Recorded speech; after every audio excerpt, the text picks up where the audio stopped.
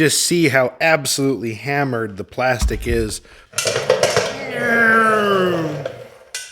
See how I got the counter steer in there? That was pretty good. Anyways, welcome back to the Snow Family Racing Garage. Today, we're going to be steering things in a new direction. Yes, we're going to have lots of steering wheel related puns today. Anyways, so we have this beautiful steering wheel. Very nice. Link in the description where you can find your own. We picked this one up because it said it specifically fit 1965 Buick Riviera, and all the kit that goes with it is supposed to work with this car. Now, I don't know if the 65 Riviera has very special wheels to steering stuff, or if it's pretty normal. All I know is what I've read so far, which isn't much. The factory manual is pretty vague. The internet doesn't have a lot of content. I mean, how many people do you know have how-to content on the 65 Riviera? Anyways, so we have this beautiful wheel. We're going to replace the original wheel, which is all sorts of cracked and nasty. Now, don't worry. We're going to restore that wheel and bring it back to something, and at some point in the future, it's going to be going back on. In the meantime, we still want to be able to enjoy the car. That means we got to have a different steering wheel that still looks halfway decent. So, this is the one that got the bill. So, let's take a look at the car and see if we can get this steering wheel off. So before we get too far ahead of ourselves, this is the parts that the kit came with. It came with a Grant steering wheel adapter. Grant makes a lot of steering wheel components for a lot of things. This is part number 4181. So let's look at getting the original wheel off first. We're going to compare all the parts and make sure everything's going to fit the way it's supposed to.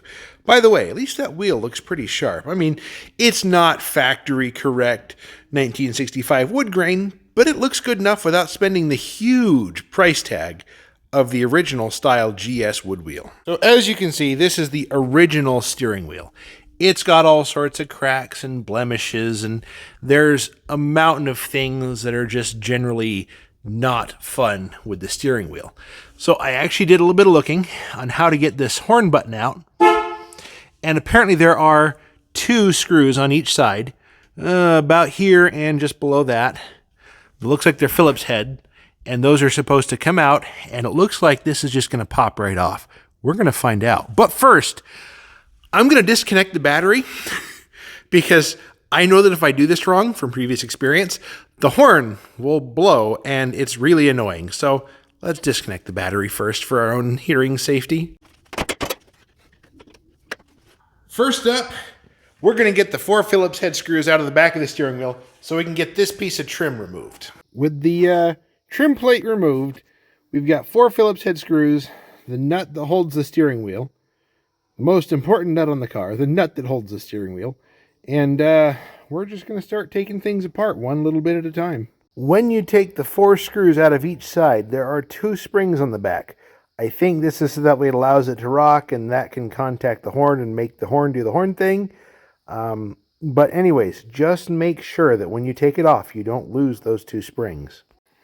And the next up behind that is this little plate. And here is where we're at behind that. Now, it's starting to look like every other GM steering wheel I've ever encountered. Looks like there's 2 screws where you can grab hold of the steering wheel and pull it straight off. I'm going to continue to be careful as I move forward because this is a 1965. I don't want to hurt anything. I'm going to go find a socket to get the nut off the steering wheel, and then I got to find my steering wheel puller, which is kind of buried. Don't use it all the time, but I know I've got one floating around, so let's keep moving. It's worth noting that I expected the nut to be tighter. The little skill impact knocked it right off. Yes, you can laugh, but it works, so it isn't stupid. I got a couple of carriage bolts. They're not exactly perfectly straight. They're 5/16 18, which matches the thread pitch down there. I'm going to begin the pulling process and pull the wheel off. Well, and good news, the cracked steering wheel will no longer be driving me crazy. So here's what we're left with. Everything's, 1965 looking in there. So I'm going to grab the new parts, look them over, take a look at everything, and figure out how it all goes together. You can just see how absolutely hammered the plastic is on the old, original steering wheel. Admittedly, it was getting sharp. Let's talk about this for just a moment.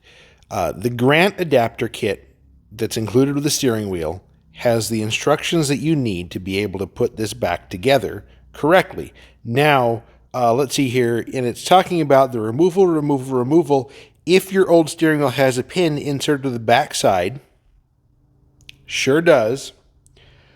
Make sure you'll find a roll pin furnished in your kit. Insert the pin into the backside of the custom hub using the pin location as your guide. Okay, so here's what I did. I've grabbed my handy dandy steel rule because I love my steel rulers. I measured from the center of the hub to where the roll pin is going to be. And yes, it's cocked up, but it's close enough. It's about 600 thousandths. So, using their custom hub, you'll see it says top. Make sure you kind of remember that location and flip it over. Top, right there. So what I did is I measured from the ID out about 600 thousandths until I found a hole that made sense. It also puts it in the pretty much the same location as the original steering wheel. The instructions also say make sure you put the brush into place. This is called a brush. Not entirely sure why, but it probably brushes on the horn contact. I recognize it's not in the same place, but I don't think it really matters, and I'm going to go verify that on the car in just a minute. So, I'm just assembling the Grant custom hub right here, per the instructions and what was on the car. So, let me keep moving. Here is with the Grant custom hub sitting on the car, just kind of, I've got top, that little mark was in the wheel already, so I pretty much just kind of lined them up and said, yep, that looks about right. And you can see that the brush runs on that metallic piece there. Now, someone who knows a little bit more about the electronics of these cars is going to have to, correct me. I don't know if the circuit grounds to light the horn or if it activates the horn with a 12-volt source. I don't know. I haven't looked at the wiring diagram to know. Anyways, while you're in here is a good time to make sure that all of the other stuff down there is in good shape. Now, the reason for this roll pin is because those little plastic nubs right there and right there, sorry for the weird lighting, it's not easy to get in here, those are your turn signal cancelers. Your turn signal stock actuates like this. So just nuances, guys. Make sure you're paying attention as you go through this. I'm a big advocate of make sure you pay attention to what you're doing so you don't mess things up. Take your time. Get it right the first time. Anyways, I'm going to go back to the instructions and keep moving. I got to stop the video right here. Found something out about that roll pin, spring pin technically, after I got everything installed. The turn signal canceller doesn't work. What that means is the spring pin is technically not long enough. So I went out to my local Tractor Supply to find a roll pin, spring pin, something that would work. And the answer is I got a hairpin cotter pin and took 1.5 inches off because it was the cheapest straight piece of stuff that I could find that was close enough to the right diameter to make it work. So 1.5 inches long. The spring pin measures about 150 to 160 thousandths. This is about the high side of 175. Yeah, it makes it a little big on the press, but it does work. So just cut 1.5 inches off, knock a big chamfer on it, put it in a bench vise, squeeze it together so that way it goes into that adapter like it's supposed to in the same location that you would have put that spring pin, and your turn signal canceller will work. Now, let's get back to the video. The instructions want you to make sure everything's lined up and put this on and tighten the nut down. So that way the adapter sits down on the steering wheel post on the splines. I'm going to forego using the black piece, and instead I'm going to use the nut to tighten down against this because this has the top note to it and I can see it. Plus the nut has a washer on it. So I'm just going to carefully snug it down a bit so that way we can keep moving. From here, the instructions are pretty straightforward. You want to put the dust cover on, put the steering wheel over the post, gently slide the nut down, and then you have the 3 bolts, which are around in the car, because I had them there last. Apply those, do the spring, and then that gets pushed over the contact for this guy. So, using the spring, and we've got the Buick Tri-Shield for this one, instead of the Riviera logo. We may have one customed that has the Riviera logo in it. This is just a good place to start.